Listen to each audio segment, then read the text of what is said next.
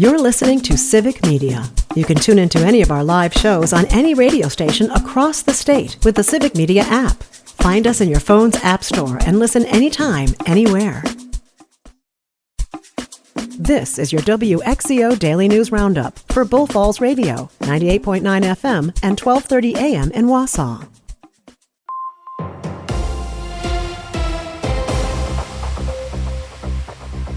For WXCO News, I'm Brittany Merlot. More tornadoes were found in Dodge County as the National Weather Service still surveys damage across the state after last Thursday's severe weather. The National Weather Service Milwaukee confirms 7 tornadoes touched down in southern Wisconsin. This puts the state total at 12 tornadoes occurring on Thursday, May 15th. The newest added to the list Monday were in Sauk and Columbia counties. Rock Springs was given the strength rated at an EF0 with 70-mile-per-hour winds. It wasn't on the ground long. The other was in Portage and rated an EFU. Yep, you heard that right. That means unknown. The National Weather Service thinks it went through only a marsh and no damage was done. They say multiple videos and calls reported a brief touchdown along I-39, but surveys could not find damage along any roadways, suggesting a touchdown may have happened in the Baraboo River Waterfowl Production Area or Pine Island State Wildlife Area. Ratings for twisters are based on the damage seen. That's how the meteorologists are able to determine wind speeds of the tornado based on the damage. So when a tornado tears through a field, the strength can't be measured. A total of 4 EF2s ravaged parts of the state that night, and a total of 5 EF1s, 2 EF0s, and 1 EFU. Milwaukee Circuit Court Judge Hannah Dugan, charged with helping a man evade immigration officials, is now seeking donations to fund her defense. Lisa Hale reports. She announced the fund Friday with a website saying that she will not take donations from Milwaukee County residents, attorneys who practice in the county, lobbyists, judges, county employees, or anyone with pending matters before any Milwaukee County judge. She also said that she will only take money from U.S. citizens. Her attorneys have called the case against her, quote, an unprecedented attack on the independent judiciary by the federal government, end quote. Dugan pleaded not guilty to the charges last week. Her attorneys have filed a motion to dismiss the case. The website for the fund is hannahdugan.defensefund.org. And something that isn't real could be legislated. Stuart J. Waddles tells us more. Sharing AI-generated deepfake images could soon be a felony in Wisconsin. The state Senate approved a measure in a unanimous vote last week. The senator who authored the bill says the law is needed to keep up with technology and to protect people from harassment and intimidation. The bill now moves to the Assembly for further debate. And Wisconsin U.S. Senator Tammy Baldwin says House Republicans are planning to gut Medicaid to pay for tax cuts. Baldwin and fellow Senate Democrats say the proposed cuts will harm Wisconsinites who need help the most. In a bill introduced last week, Republicans plan to enforce a working requirement to qualify for Medicaid, also reduce the minimum staffing for nursing homes, and require more frequent financial screenings for patients receiving aid. Budget negotiations are at a standstill in Madison. Stuart J. Waddles has the details. Senate leaders are urging Governor Evers to meet this week to keep talks on track before the fiscal year ends. Senate Majority Leader Devin LeMahieu and Speaker Robin Vos say their tax cut proposal is on hold until they can sit down with the governor. Democrats are criticizing Republicans for delaying debate on key budget items. And expect multiple high-profile cases before the Wisconsin Supreme Court to get rulings soon. Joanne Krulotz reports. Liberal Justice Ann Walsh Bradley is set to end her 30th year in the court next month, and that means the court will have to deliver opinions in a number of cases. That includes a full ruling on Wisconsin's current abortion laws, rulings on Wisconsin Act 10, which restricts collective bargaining for public unions, a ruling on WIAA actions against student athletes, and a ruling on PFAS regulations. There's also a challenge from Governor Tony Evers against the legislative committee that handles how state agencies are allowed to create rules, which has consistently blocked actions by Evers' office. Bradley's last day is June 30th. And as rates of overdose deaths decline across the country, Wisconsin saw one of the largest drops last year. Across the country, they saw a 27% drop.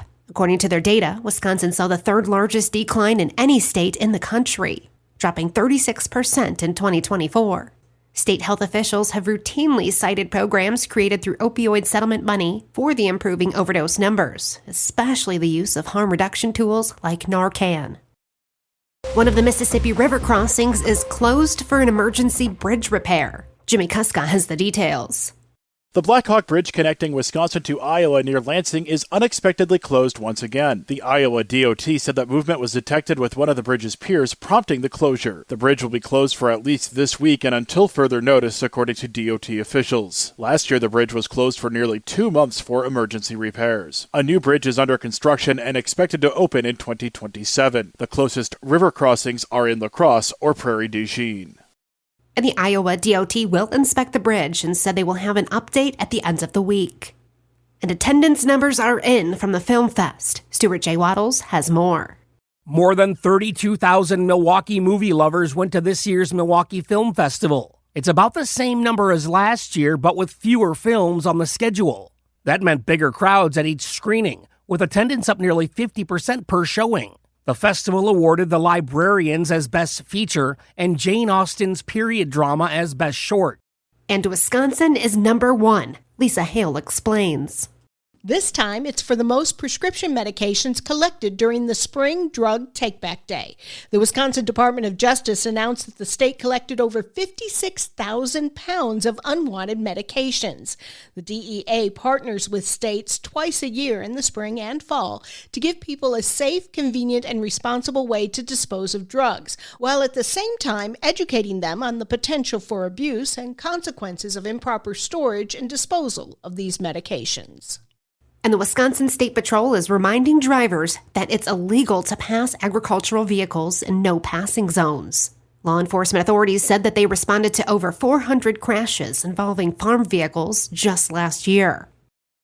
And the Wisconsin Department of Natural Resources has announced the Rare Plant Monitoring Program's 2025 Plant of the Year. This year, the agency is encouraging us to plant milkweed in our yards. There are 13 native milkweed species in Wisconsin, and 5 of them are listed as endangered, threatened, or under special concern. Milkweed is especially helpful for monarch butterflies as the only plants the butterflies lay their eggs on and the only food the caterpillars eat. I'm Brittany Merlot for WXCO. It's the Brewers and Baltimore. Hi, I'm Mike Clemens with sports. Baseball tonight, the Brewers and Orioles for Game 2 of their 3-game series. The Crew winning 5-4 last night, thanks to an RBI single from William Contreras, who despite a fractured middle finger on his left hand, had 4 hits in the game, tying a career high. Pat Murphy. Hitters don't use their baby fingers that much. They might be on the bat, but these are the 2 fingers on each hand you hit with. So the pressure of that when you turn the bat over too soon or hit it off the end, the vibration on that is tough. NBA, Giannis Antetokounmpo scheduled to meet with the Bucks about his future with the team. His older brother, Thanasis, says he's been cleared to play again after suffering that torn Achilles last year. Former Badgers John Tonje, one of the top 5 scorers during drills at the NBA Combine in Chicago. You know, to see myself near the top of that leaderboard was pretty amazing. It was kind of surprising. I thought I didn't shoot it too well just because I want to make every single shot. That's Wisconsin's John Tonje. With sports, I'm Mike Clemens. On your entertainment beat, I'm Pete Schwaba. The early summer box office is not waiting for Tom Cruise and the new Mission Impossible to make some scratch. The final installment, Bloodlines, was well received, and that seemed to translate to box office numbers as the film pulled in $51 million at the gate domestically and topped $100 million worldwide. Despite its big ticket sales, it did cost $50 million to make, which is high for a horror film. Coming in second place was the Marvel film Thunderbolts, which pulled in just over $16 million at the box office in its third weekend. And right behind that was Ryan Coogler's Sinners, which has shown incredible legs, pulling in almost $16 million in its 5th week of release. Coming in 4th place was the Minecraft movie, and The Accountant 2 finished out the top 5. And there's a pretty big film that opens in just 3 days, folks. Can you guess what it is? Mission Impossible opens in just 3 days and already has pulled in $12 million prior to its domestic release. Tom Cruise is on a press tour receiving standing ovations, and the latest is in New York, where Cruise addressed the crowd at the premiere. Cruise said it was director Christopher McQuarrie's idea 7 years ago to shoot Dead Reckoning Part 1 and the current Final Reckoning at the same time. He told the crowd it was an honor and a privilege to be part of the franchise. The film had its worldwide premiere at Cannes last week and also received a 5-minute standing ovation. It opens this Friday, May 23rd. More news out of the Cannes Film Festival, where fans of Wes Anderson will be thrilled to learn that he received almost an 8-minute standing ovation after the premiere of his film, The Phoenician Scheme. The film has an impressive ensemble cast, which includes Wisconsinite Willem Dafoe and Benicio del Toro in the lead. It's reviewing well and opens June 6th in the U.S. Foo Fighters fans might already have heard this, but drummer Josh Freese is out. The band informed Freese they were going in a different direction. The website Puberty.com says Freese was hired after the tragic death of Foo Fighters drummer Taylor Hawkins in 2022. Freese toured with the band but did not stick around long enough to be part of a studio album. The former Guns N' Roses drummer took to social media to tell his fans that the band called him and said they were going in a different direction with no reason given. Probably a tough gig given that the leader of the band, Dave Grohl, is one of the best in the biz. There's officially a new Milhouse. Pamela Hayden, the original voice of Bart Simpson's nerdy best friend, retired last year after 35 seasons as the voice of Milhouse. According to Entertainment Weekly, the new Milhouse is 90s band Private Life singer Kelly MacLeod. She appeared as the voice of Milhouse for the first time in last Sunday's season finale. For more showbiz fun, tune into Nightlight with me, Pete Schwaba, weeknights from 6 to 8 p.m. on the Civic Media Radio Network. It is going to be cloudy, windy, and cold today with a few scattered showers possible. Our high in the upper 40s to low 50s with wind out of the east gusting to between 30 and 40. Tonight, more scattered showers, are low in the low 40s. Tomorrow, cloudy with showers and a high in the mid to upper 50s. I'm meteorologist Sean Cable. Current temperature 44. That's your WXCO Daily News Roundup from Civic Media. Subscribe to this podcast on Spotify, Apple, or wherever you find your podcasts. Find more news at bullfallsradio.com.